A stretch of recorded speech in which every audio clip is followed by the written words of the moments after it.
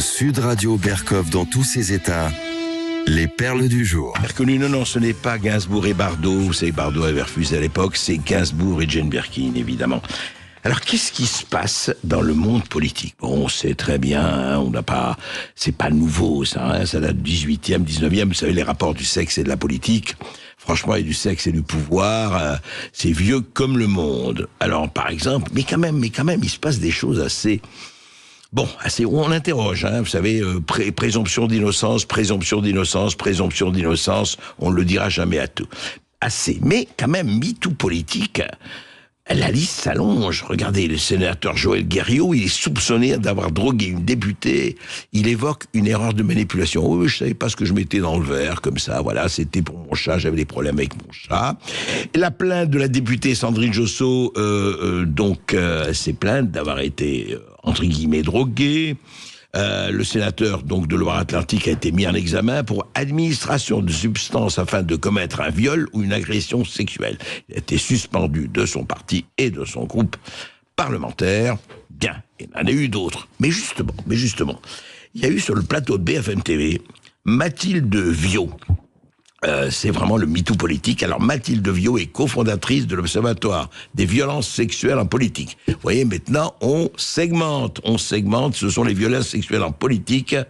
Eh bien écoutez, alors là elle s'est lâchée, Mathilde Viau, devant le journaliste qui n'en pouvait mais.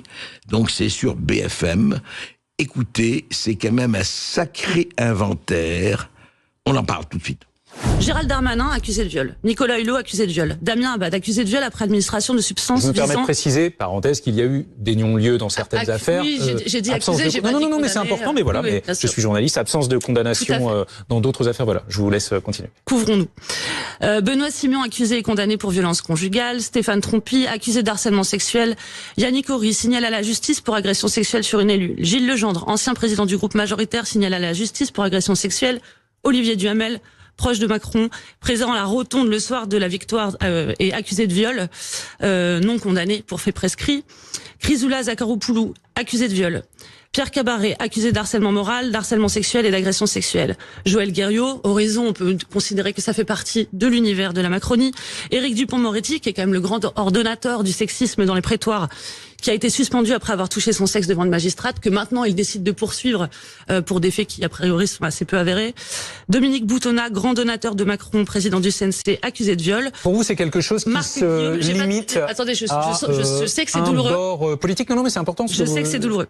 Marc Guillaume, accusé d'harcèlement sexuel. Laurent Bigorgne, proche d'Emmanuel Macron, condamné pour avoir tenté d'agresser une collaboratrice après administration de substances chimiques. Cette collaboratrice était en direct avec nous hier soir. Tout à fait. Témoigner. Ah là, c'est dur, hein, oui, c'est dur. Exagère quand même. Mathilde Viau, elle dit aux journalistes, je sais que c'est douloureux. Oui, enfin bon. Mais alors dites-moi, Mathilde Viau, ce que vous avancez, vous êtes sûr de ce que vous avancez? C'est quand même intéressant, là. Parce que, d'un côté, on se dit, tiens, c'est drôle, hein, nos hommes politiques, ils en ont, hein, ça c'est le côté sexiste, réactionnaire, mais en même temps, quand même, ça fait beaucoup, hein, la liste s'allonge. Mais d'ailleurs, attendez, comment vous dites qu'Éric Dupond-Moretti a montré son sexe? Enfin, qu'est-ce que ça veut dire? Il y a quelque chose au-delà, on a envie d'en ricaner, mais c'est quand même préoccupant. Je vais vous dire ce qui est préoccupant.